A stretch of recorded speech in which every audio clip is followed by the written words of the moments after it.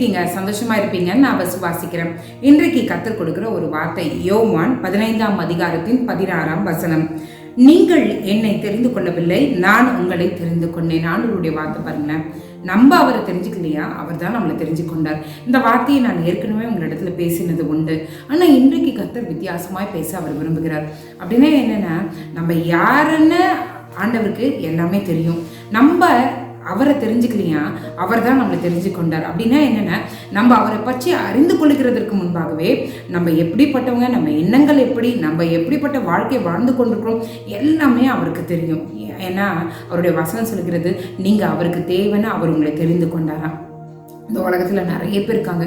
ஏன் நம்மளை மட்டும் கர்த்தர் சூஸ் பண்ணணும்? நம்ம அவ்வளோ தகுதியான ஆட்களே கிடையாது. ஆனால் கர்த்தருடைய இறக்கம் நம்ம மேலே பட்டு நம்மளை தெரிந்து கொள்கிறத நம்ம பார்க்க முடியும்.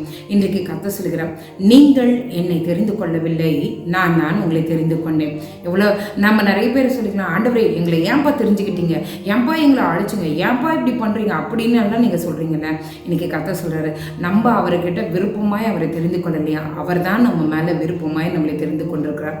அவர் தெரிந்து கொண்டது எவ்வளோ கோடிக்கணக்கில் ஜனங்கள் இருந்தாலும் அவருடைய கண் பார்வை நம்ம மேல பட்டு நம்மளையும் ஆண்டவர் தெரிந்து கொண்டிருக்கிறாரே, அவருடைய சித்தத்தை செய்கிறதற்கு, அவருடைய விருப்பத்தை நிறைவேற்றுகிறதுக்கு நம்மளை தெரிந்து கொண்டிருக்கிறாரே. அவருக்கு நன்றி சொல்லலாமே. ஏன் டாடி என்னைய போய் எதுக்கு டாடி சூஸ் பண்ணீங்க? இவங்களெல்லாம் நீங்க எடுத்துருக்கலாமே, இவ்வளோ ஸ்கில்டா இருக்காங்க, அவங்கள எடுத்துருக்கலாமே, இவங்களை செலக்ட் பண்ணியிருக்கலாமே நீங்க நினைச்சிருக்கலாம். இன்னைக்கு ஆண்டவர் சொல்றாரு, அன்ஃபிட் ஆகிய நம்மளை தான் கர்த்தர் தெரிந்து கொள்கிறார். அவர் பெரியவர், அவர் நல்லவர், அவர் ஒப்பற்றவர், அவர் சிறந்தவர். அவரை போல ஒரு நல்ல தேவனை பார்க்கவே முடியாது. இன்றைக்கு நம்ம அவரை பார்த்து, ஆண்டவரே நாங்கள் ஆண்டவரே உங்களுடைய அன்பை புரிஞ்சு கொள்ளாமல் சொல்கிறோம். ஆண்டவரே எங்களை போய் நாங்கள் சொல்லிட்டோம். ஆண்டவரே எங்களையும் நினச்சி எங்கள் மேலே அன்பு வைத்து எங்கள் மேலே ஒரு நம்பிக்கையை வைத்து நீங்கள் எங்களை செலக்ட் பண்ணியிருக்கீங்க. அதுக்காக உமக்கு நன்றி. ஆண்டவரே எங்களை தகுதிப்படுத்துங்க, உங்கள் சித்தத்தை நாங்கள் நிறைவேற்றி முடிக்கணும், அதுக்கு நீங்கள் உதவி செய்யுங்க அப்படின்னு சொல்லிட்டு ஆண்டவரை நோக்கி பார்க்கலாமா? எங்களை நேசிக்கிற நல்ல பரமபிதாவே, அப்பா எத்தனோ பேருக்கு லாஸ்லாக்கியத்தை நீங்கள் தந்திர உமக்கு நன்றி. நாங்களும் உண்மை தெரிந்து கொள்ளலப்பா, நீங்கள் தான் எங்களை தெரிந்து கொண்டீங்க. நீங்கள் எங்களை தெரிந்து கொண்டதன் நோக்கத்தை, திட்டத்தை என் கர்த்தர் வெளிப்படுத்துவீராக. அப்பா நிறைய முறை ஆண்டவரே நீங்கள் எங்கள் மேலே ஒரு திட்டத்தை வைத்து எங்களை உருவாக்குறீங்க, எங்களை இந்த குடும்பத்தில் வைக்கிறீங்க, எங்களுடைய வாழ்க்கையை நீங்கள் தீர்மானிக்கிறீங்க ஆண்டவரே. ஆனால் அதை அறியாமல் நாங்கள் ஒய் மீன்னு சொல்லிட்டு நாங்கள் போயிட்டுருக்கோம் ஆண்டவரே. ஆனால் நீங்கள் எங்களை தெரிந்து கொண்டிருக்கீங்களே, அதுக்காக உமக்கு நன்றி. உங்களுடைய அழைப்பு பெரிது, உங்களுடைய திட்டம் பெரிது ஆண்டவரே. அதற்கு எங்களை இணங்கி விட்டு கொடுக்குறவர்களாக நாங்கள் இருக்க கிருபை செய்யுங்க ஆண்டவரே.